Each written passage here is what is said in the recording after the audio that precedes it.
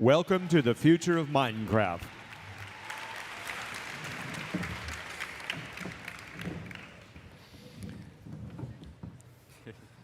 Hello. Wow, so many people.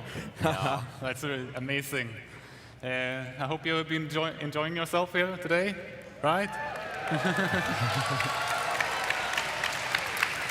As you can see, I have with me Nathan, also known as the Dinnerbone. Hello. And Eric, who is known as Grum. Hi. With me. And I like to start the Minecraft panels with like a review of what has happened since last MINECON. So I'm going to go through the different versions that we've done, and then we present some new features and some new things that have been going on. And after that, if there is time, we only have 40 minutes, we will take some questions from the audience. But we'll come to that. So this is actually the agenda. Oh, you see me? Oh, okay. Oh no, never mind. Never mind. I saw myself, and okay. So, yeah. So changes since last MINECON.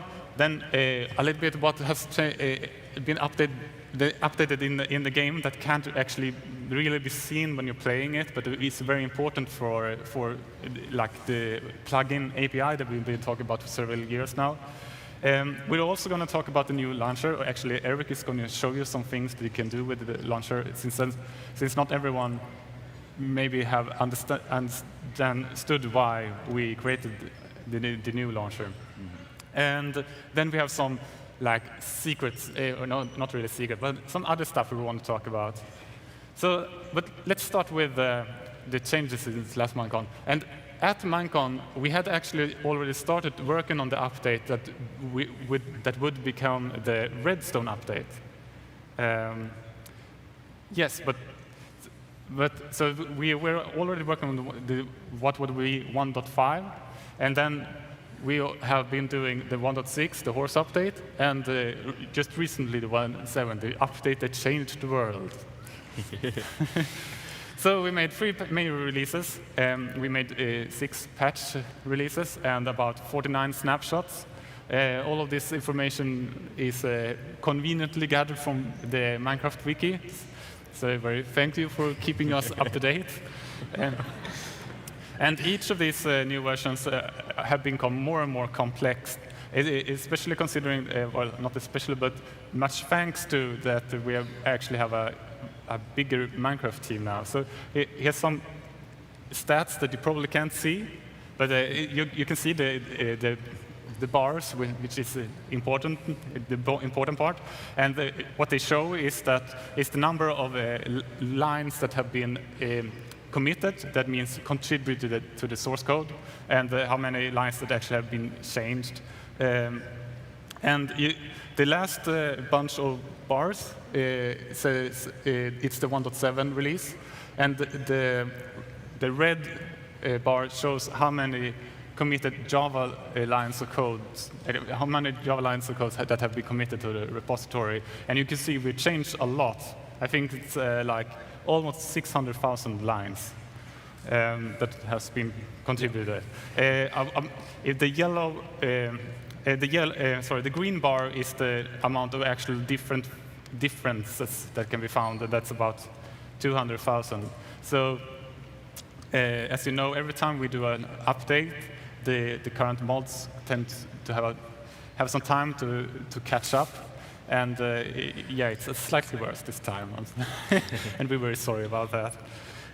On the other hand, we are trying to make it as smooth as possible for modders, in a sense that we're making the whole code for the game is becoming more and more like dynamic and not so much hard-coded as has been in the past.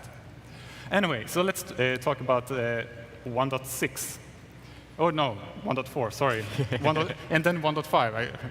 So first we did 1.4, some patch releases with fireworks, and the Christmas surprises. Does anyone remember? Yeah, exactly. The chest looked like presents. Yeah. And then we announced that the Redstone update. This was released in March. It contained a lot of like gameplay changes as well, like boosted beacon, nerfed bone meal, harder skeletons, some texture changes, and a scoreboard system. A lot of this was implemented by Nathan. Yay. And Nathan was looking for making the hard difficulty a little bit harder. I would say, yeah. But obviously, it was called the Redstone update, so we had some Redstone stuff as well. We had well, Nether Quartz, it's not really Redstone, but we used that for some of the new contraptions. So we had a dropper and hopper for dropping items instead of launching them, and collecting items and putting them into stuff. And we had the Redstone comparator, which can be used to compare or only trigger things if a certain redstone value has been achieved. So, did you want to add anything? No. No. And it says etc. at the bottom because we also did a lot of fixing in order to make redstone a little bit more predictable. Yeah, exactly. There are still some quirky things, but it's much more predictable now. Yeah. So then we started working on 1.6, which was a horse update. It's not a very fancy name, but I wanted it to be focused. And it was released in July. It included, except for the horses, which comes on the next slide, it included a better resource pack system that Nathan will explain in more detail soon. It also contained, like, we switched Java versions, which may not sound so exciting, but it was very exciting for us because that meant a lot of compatible problems with the old Mac versions. So exciting times. But this was also necessary. We needed to update the technology. As developers, we get excited easily. Yeah, and again, game balance changes. We added the block of coal and new clay blocks. And I met someone yesterday who asked where we got the clay block idea from, and you added it, so... Yeah. I wanted to add another color block into the game that wasn't quite so vibrant like wool is. Because we all know the wool colors. They're really, really bright, Yes. I want to say. So I wanted to add something into the game that was colored. It came in different variations. But they would have to be based off those colors. But at the same time, they need to be much more toned down, something you can actually build with and look kind of natural with other blocks. Yeah. So I tried a couple of things. I even tried colored wood, and then I eventually landed on colored clay. Yeah. And then, of course, we had the horses. And these horses were taken from a mod called Mo Creatures. It was developed by a guy who calls himself Dr. Sark, or John Olarte. Sorry if I don't pronounce that correctly. And his friends who had helped with textures and modeling. And he was a really cool guy to work with because, I emailed him and just asked. Actually, it was more along the lines like, I want to make horses. It would save me a lot of time if you actually could help me with that. And he was super cool guy. So I got the models, and I got his source code for the horses, and I did some changes to it, and that was included in the update. So that's a really cool thing. We also added hay bales and leads that you can pull animals with. These were originally called leashes because that wasn't logical to me, but Nathan, who is a proper English-speaking person, he pointed out to me that you only have leashes for dogs, right? Yeah, leads are, well, leashes are a much more American name. I think leads are something that you attach to pretty much anything if you want to tie it to something else. Yeah. There's leashes are for dogs. Yeah, exactly. So, And we added name tags and carpets, etc. Because there's always like 100 small things that we do for every update. And then we started working on biomes, and a lot of other stuff for the 1.7 update. And it was released just the other week. We worked on biomes, better biome placement, and Nathan did improved fishing, like more interesting fishing. We had a bunch of new flowers. We added, as you can see, I'm just reading the slide here. We added like the NBT, which is the way we store data from mobs and items. We made a system so you can actually type those into commands, so you can use them on when you create items or you create mobs using commands. You can give them special properties.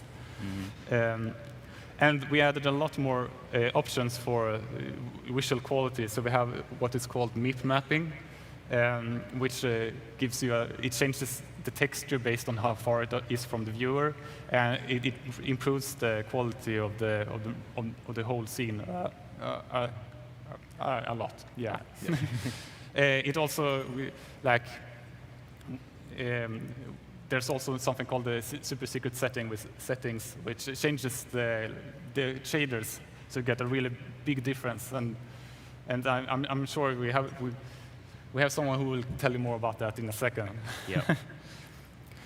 So the biomes. So this is taken from, I made a blog post about this. So these are actually yeah, these are old pictures, but one of the things that we wanted to do was to make the biome placement less random, so you wouldn't get like a swamp followed by a desert followed by like ice, and then it was a jungle. It was all very random. So we made like first we have like a global biome placement that separates them into 4 categories. We have the frozen biomes, the cold biomes, the medium biomes, and the warm/dry biomes. So this will make the placement of biomes much less random. But at the same time, we wanted them to, well, like one complaint we had in the previous biome system was that when you found, like, for example, a swamp, you knew exactly what it looked like because all swamps were the same. So what we did was we added like spots of unusual biomes on top of all the existing biomes. So you could, like, if you were lucky or unlucky, depending on what you feel like, you could find like a tiger biome, and suddenly there was something weird in the tiger biome, or for any of the biomes. So that was one of the goals. Another complaint we often received was that you would sometimes get a world with like 50,000 blocks of water or ocean biomes, and for that reason, oceans are much smaller now. Some think it's even too small, but since oceans are still kind of empty, I think like you can still find oceans that are like 4,000 blocks long, and that's the size of the Xbox of an Xbox world. So I think that's enough. Yeah. Okay, so we also added the amplified world type, and the reason why I bring it up is there's like a small anecdote to this, and I wanted to change so the world generator could use the whole 256 block height and not just be limited to the first half. And to make sure that it worked, I made like this super crazy terrain. And while flying around this, I thought, oh, it looks kind of funny, but it's really, really weird. Then a notch came by, and it's like, oof, you should put that into the game. And I was like, oh, okay. So now we have the amplified game world, because it was a demand from the creator, you know, so you don't say no then. Yes, and then we have changed a lot of stuff under the hood, and I'm going to let Nathan here take over a little bit. I think it's resource packs. Sure. Okay. So resource packs are I want to say, replacement/upgrade to the old texture pack system. Previously, you'd have texture packs which can give you a new look for cobblestone and stuff like that, which is great. You know, people love this, but it's not very useful in the long run. we kind of replaced this with a more generic and much more refined resource pack system, which essentially works the same way. You have a zip, you have some files in it, it changes the way your game looks. But at the same time, it can change much more than just textures. You can change your sounds. Eventually, you'll be able to add in shaders into the game. You can animate stuff. You can have stuff different sizes to other blocks, all those, lots more, and there's much more room for expansion in the future. In fact, in the future, when we have our plugin system running, every plugin will itself be a resource pack. But that doesn't mean a resource pack will be a plugin. Yep. No. One benefit of the new resource pack system, as you can see on the screen, which may look a bit busy right now, but you can actually stack multiple resource packs on top of each other. So you can have one resource pack that makes all the blocks, I don't know, higher definition. And then maybe you want another resource pack which gives you better sounds. Well, previously you'd have to just open up one resource pack, copy everything into it, save it as a new resource pack, keep it updated with all the changes that might ever happen to it, and that's really difficult. So with this, you just apply them both. Yeah. Simple as that. Exactly. And then we have the scoreboards. Can you say something about those? Because if you look at the Minecraft wiki about scoreboards, it's not very easy to follow. But what was the main idea of this? Okay. The main root of scoreboards came from a very long-standing suggestion that people kept asking, was a way to track the amount of deaths people had in like adventure maps. And I agree with them that it was kind of something that it was very useful to have, but it was too specific for me. It's like, okay, we have this kill counter, but maybe we want to track something else. So I took a very long look at the possibilities of things that people might want to do with these kind of tracking, and I eventually came to this scoreboard system, where anyone can define an arbitrary thing, and then you can start tracking this thing. So maybe you want to track how many times a player has killed a pig. Well, then you just add an objective saying how many times they killed a pig. And the game will automatically keep this updated. So you can set this to display on the side of the screen, or maybe under someone's name, or maybe in the tab menu. There'll be other places in the future. And it'll just say, Dinnerbone 5 kills. Yeah. So you can actually make a lot of like game modes with this. Redstone map makers have been abusing this very well. Yeah. And then we have added, as I said previously, we added like data commands for. You all know the give command because that's a very convenient way of cheating. But we also added a summon command now, so you can create animals on the fly. And this is. I mean, the intention is that for map makers to create custom maps that use this in various interesting ways. For these commands, you can now apply like a string that says it gives it special abilities, or you can create enchanted swords just by typing the command. And these are kind of complex. It looks like this, but there are. I mean, the Minecraft community is amazing in the sense that everybody wants to share and educate everyone. So there's lots of examples on the internet. I'm not sure if you can see this, but it's the part on the second line of the give command. Well, this is all written on one line, of course, in the game, but in the second line here, it starts with a curly bracket, and in this case, it sets the name of the item to Sting. And the lore, so found in a cave, very pointing. So these are one of the new features that came now in 1.7. So that was what happened for the game in the last year. We also created a new launcher, and Eric is going to tell us a little bit about that. So. Yes. Right. Until 1.6, we had what is now called the old launcher, and it was able to display a Tumblr page with some news. It was able to run the game and/or the demo mode.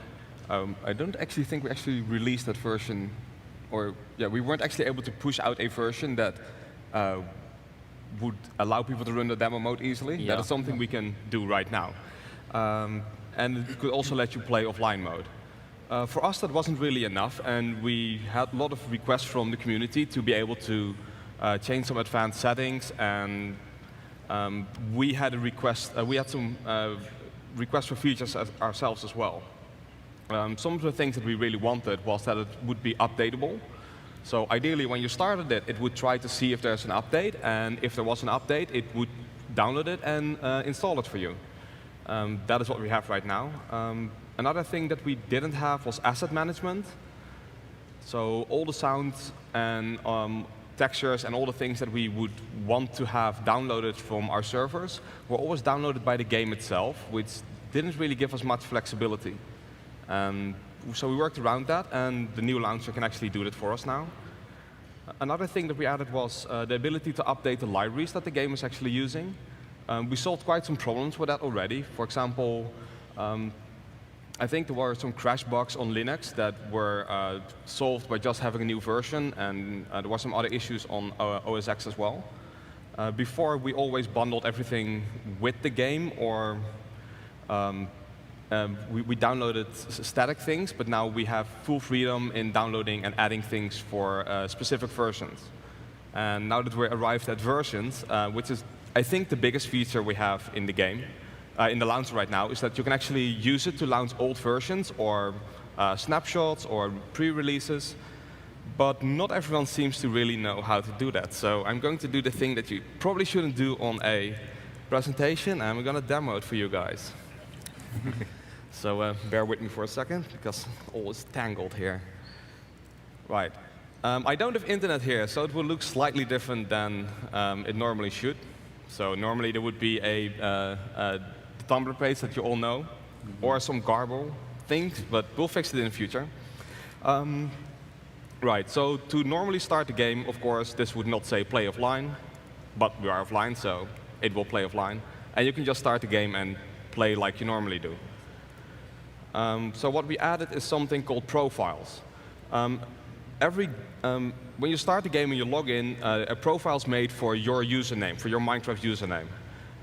You can make a new profile out of that, and it will create a copy.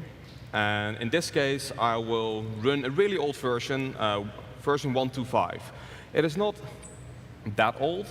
It is still in our latest version list. And the thing that you should really keep in mind, that when you do this, it will write your data.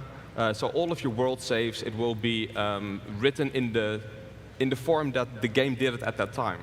And that might not be compatible with how you actually want to have it done, with how the game does it right now. So if you do this, if you start to run an old version, make sure that you create, that you change the game directory, which is here. Just check the checkbox, and then fill in the directory, a directory that will give you a unique location to store this version. So you don't get any conflicts, it doesn't delete any of your data because it doesn't know about some of the blocks or some of the monsters. And this is about all you have to do.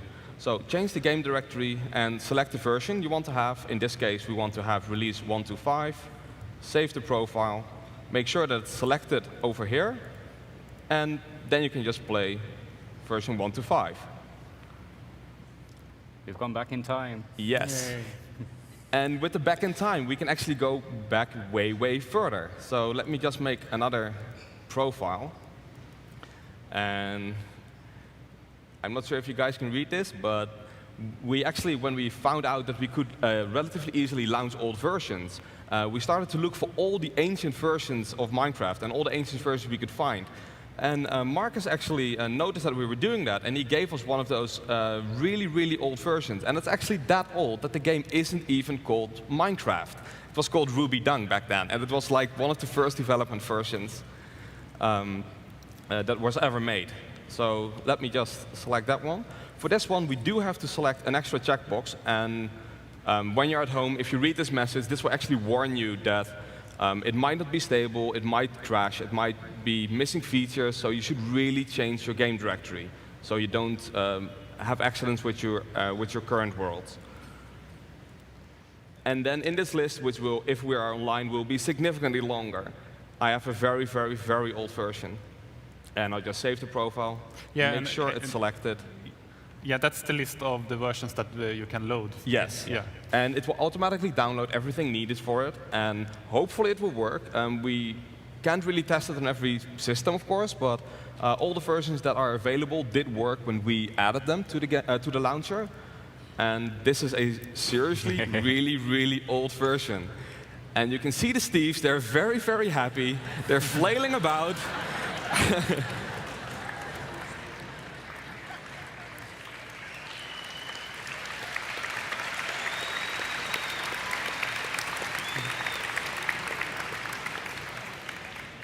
Yeah. Something else that we added that is in the profile section as well is to automatically ask us for assistance with fixing crashes. One of the things that Nathan and I noticed when we were developing the new launcher is that people had crash bugs. So when they started the game, it would just stop working, and it is very hard for people to get feedback. So we added something that collects this feedback, sends it to a service we've called Hopper, because it collects things, and it can give you some, possibly some assistance with that. And Nathan will say a little bit more about that later. Yeah. One other thing is, if you want to try snapshots, just select this button. You will get the same warning, and then there will be snapshots in this list here. And then you can do snapshots and pre-releases from this.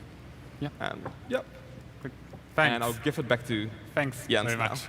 Yeah, I just noticed that the clock is already on 13:56. That's crazy. Okay. Oh yeah, the clock is going like crazy. All right. So now let's quickly talk a little bit of plugin API.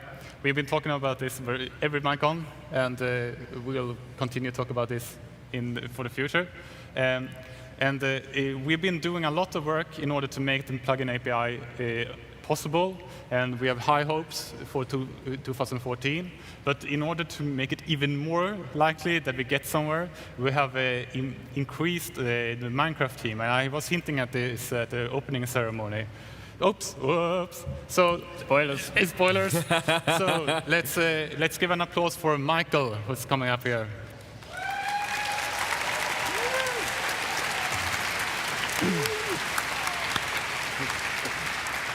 Hi everyone.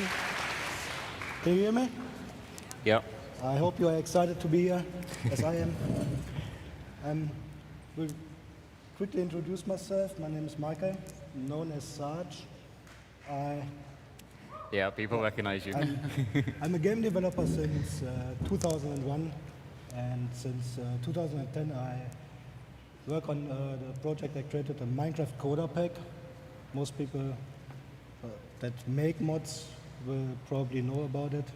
And in case some of my team members are watching this, hey guys, it's great that you're there and help me. And I will be working very closely with, probably mostly with Eric in the beginning, so that we can work on the API. Yeah, so Michael here, he has almost worked on Minecraft as long as we have, or maybe longer, you know. Maybe longer. Yeah, because he's been doing this Minecraft coder pack, which has been the way to do mods in the. It still is the way to do mods, and it's an awesome tool. And we were very happy to have Michael on the team.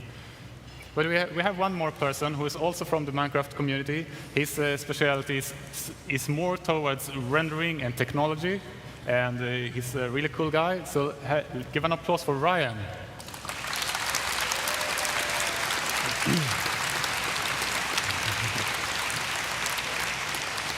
Hello, ladies and gentlemen. Is my mic working? Yeah, I think so. Yeah, it is. Awesome. So, my name's Ryan Holtz. I've worked in the video game industry since 2005 or so. But this is actually the first game that I've worked on that people actually seem to universally like, which is kind of cool. I like cats, Thai food, movies that make you cry, and long walks on the beach. I'm a Leo. And I'm going to be working on the renderer. It's a pleasure to meet you all.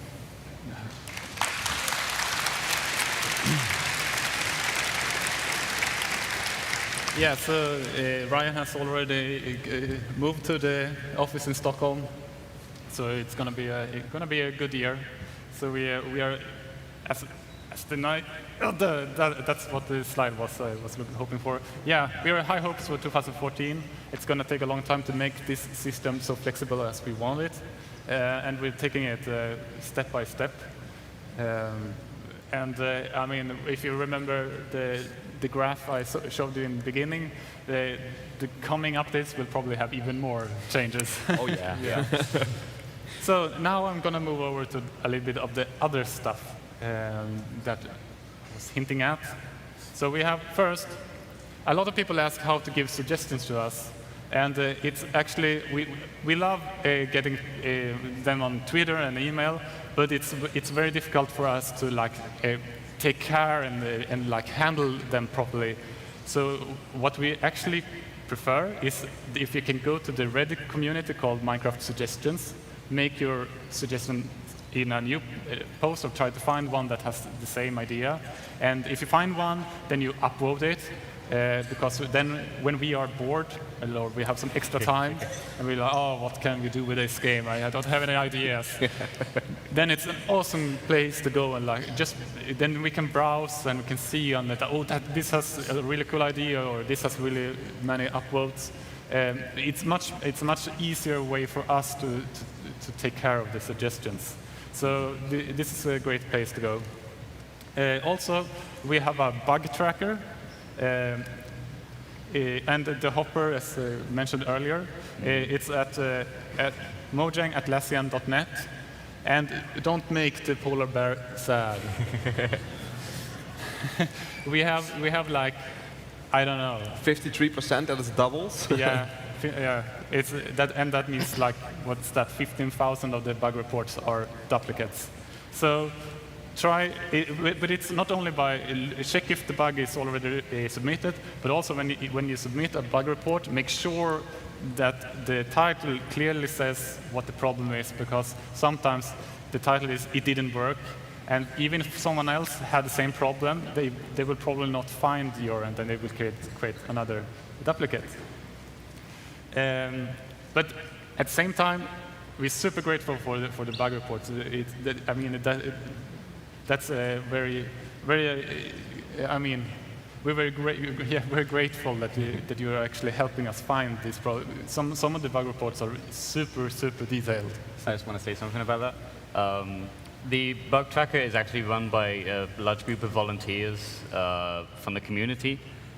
They do this in their free time, and they review every bug report that comes in, make sure it's not duplicate and all that. Please don't be mean to them, and we are super grateful for all of their help. So can we get a round of applause for the people who help us?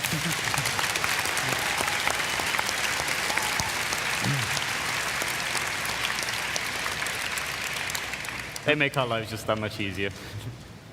The IRC channel? Yes. I think we should also give a shout out to the people that help when there's actually no help to be given. The people from the Minecraft Help channel on Espernet, they have done an awesome job helping various people trying to solve driver problems and all those things that our support can't help with. Yeah. So give them a hand as well, please. Do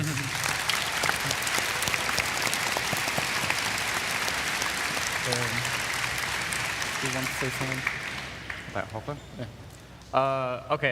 We don't have that much time left, but I'll just briefly run through what Hopper is. It's a very lovely name because we love to name stuff for this new service which, whenever you crash inside Minecraft, the launcher detects it.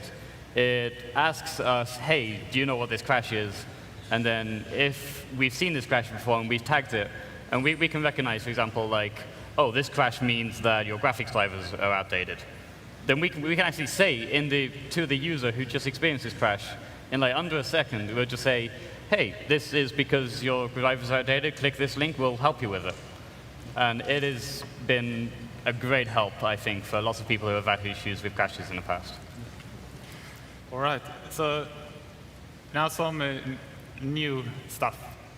Twitch was announced during the opening ceremonies. This was a surprise to me because of what this was the announcement, but now you already know. So I'm going to move over to the most common question I've heard so far. Even Captain Sparkles asked this, and that is, will we record mics? And The answer is yes, unless you don't want it to. Exactly.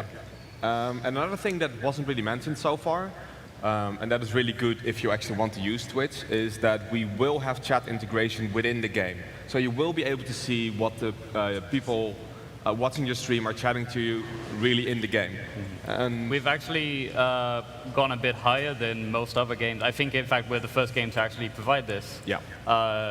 If you don't want to use the built-in streaming, but you're still a streamer and you want to stream Minecraft, you can use the chat without streaming from within Minecraft. So if you really want to, yeah.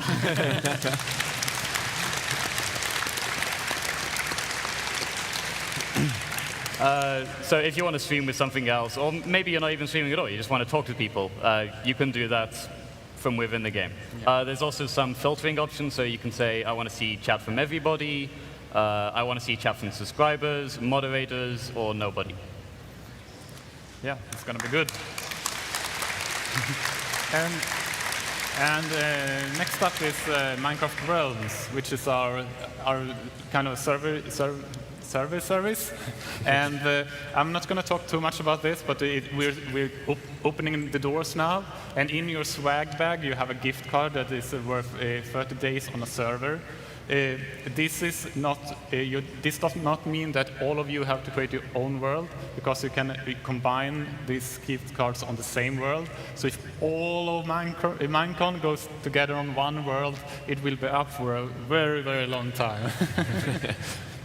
But yeah, so if you have 4 gift cards, you will have a server up for 120 days then.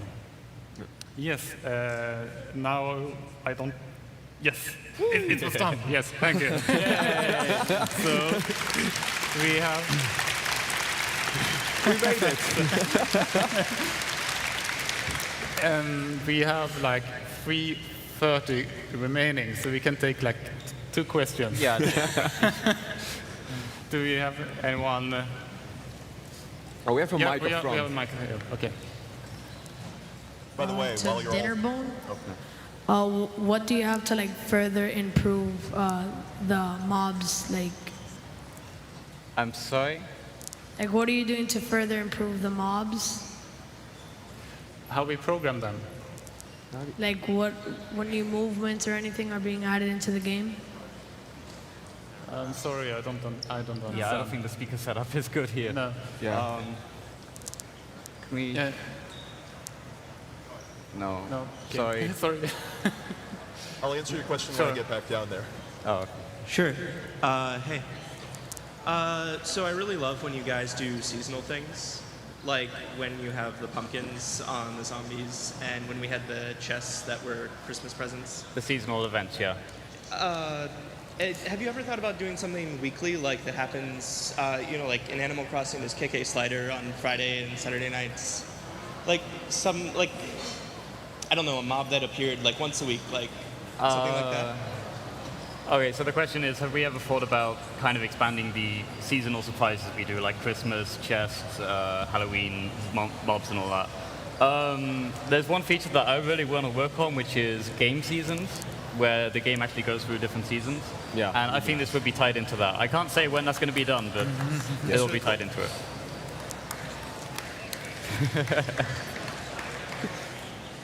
Oh, okay. Oh, Yeah. hi.